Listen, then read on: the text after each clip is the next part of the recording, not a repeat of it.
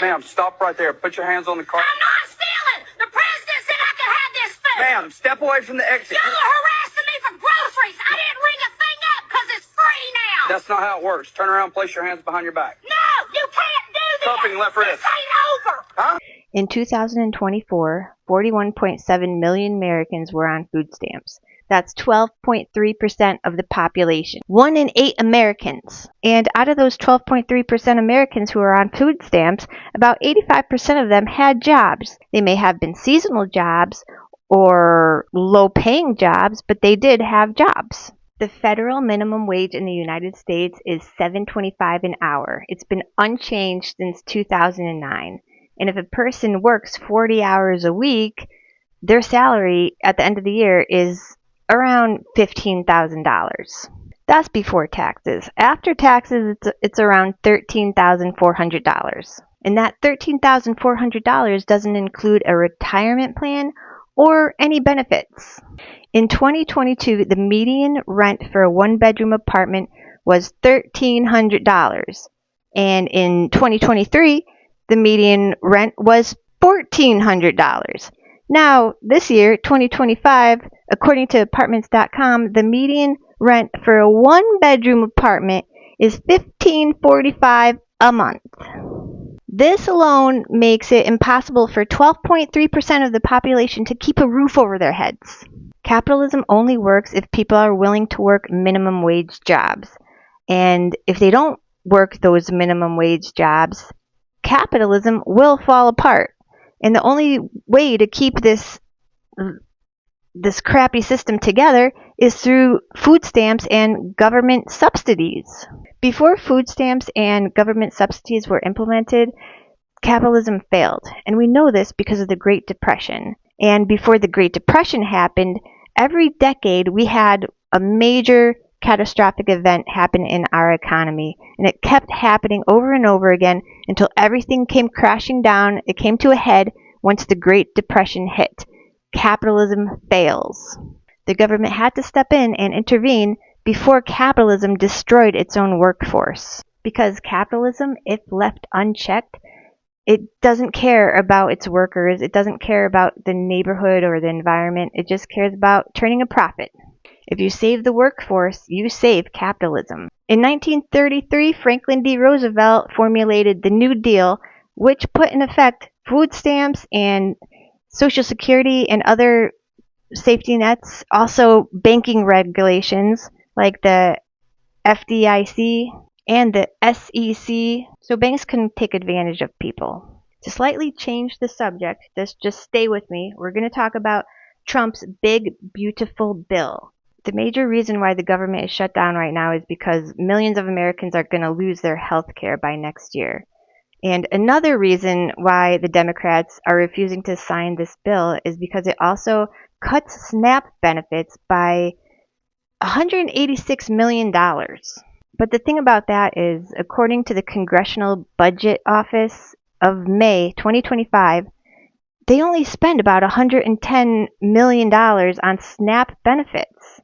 So Trump is cutting $186 million from the benefits just in case some sneaky guy trying to get a scrap of food off of the government's dime, he won't be allowed to do that anymore.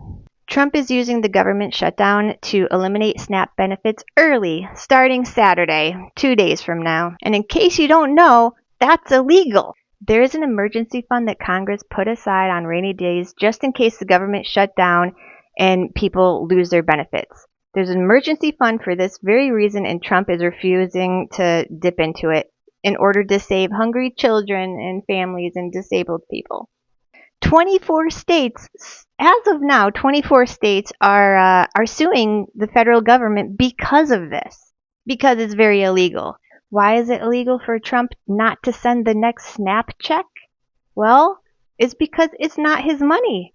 That money is our money. We pay for it through our tax dollars. We elect people who represent us, and these representatives all voted to feed poor people. They want to feed the hungry. They want to feed the minimum wage workers.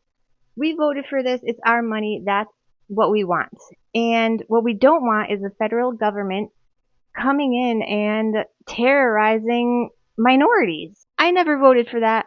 The crazy thing is that farmers right now are throwing away all of their food because China, Mexico, Canada, European Union, Brazil, India, Switzerland, blah, blah, blah, blah, many more. But yeah, they are not buying our crops as much. So without SNAP, people will literally go hungry while farmers throw away food. Trump is doing the exact opposite of what Lyndon B. Johnson, John F. Kennedy, and Franklin D. Roosevelt all did. Trump is unraveling all of our progress. If people start going hungry, they will turn to theft. There will be more people in jail, more families split up, and more kids without parents. And I'm sure some of those kids turn out okay, but have you ever met a person who has grown up in this system? Roosevelt once famously said, "The test of our progress is not whether we add more to the abundance of those who have much, it is whether we provide enough for those who have too little." Thank you, Roosevelt. And abortion is still illegal in many states, so we have that. Starving babies having starving babies. You are literally going to pay the same amount of taxes even though the children, the elderly, the disabled, the veterans, they're going to go starving and you're going to be saving no money.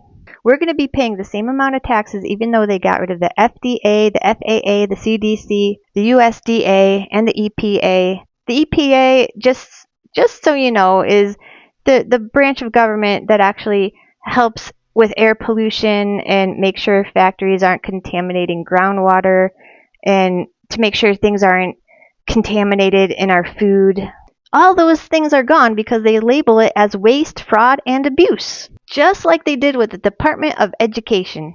But they somehow found $40 billion to give to Argentina and $172 million to give to Kristi Noem for her private jets.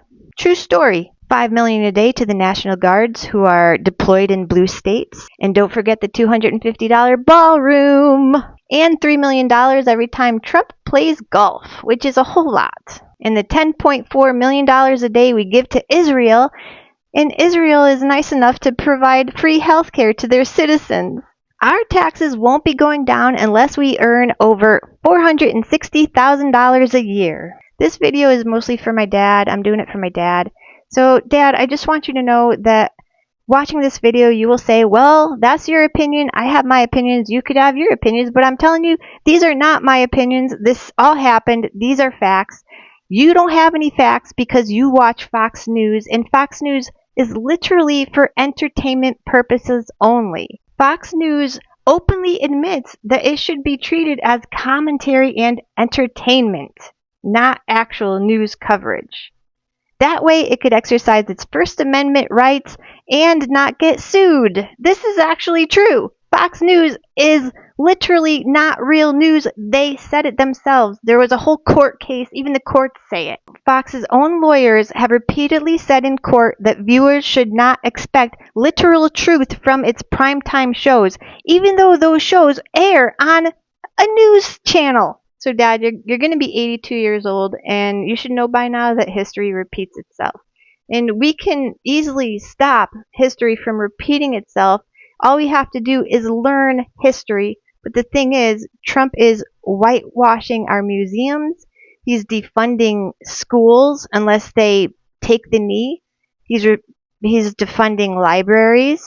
He's banning books about slavery, everything we did to the American Indians, all that is just swept under the rug because it's ugly and makes white people feel guilty. So if you can't see what's happening, I'm just going to keep making these videos until you do. Okay, Dad, bye-bye, and bye, everybody. Bye to you, viewer. Thank you. If you like this and appreciate what I'm doing, then just like and subscribe. Tell your friends. Bye-bye.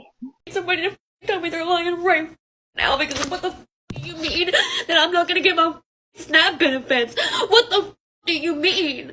We are possibly going to lose our farm if NRCS doesn't hold up their contract with us on the EQIP program. Because of the executive orders, there's a pause or a freeze on the funding, and they're not able to pay out on the stuff that we completed or anything going forward. Beyond betrayal. They used us during the campaign. The elected officials from the Republican Party, they actually told us that it was not going to touch the documented people. I mean, you're an educator. You didn't vote for Trump eliminating federal funds. No, here. I did not vote for that. I do not think that's what the voters want. If we have federal cuts, then that's going to mean bigger classroom sizes. I would lose teachers, first and foremost. It's devastating. Yeah!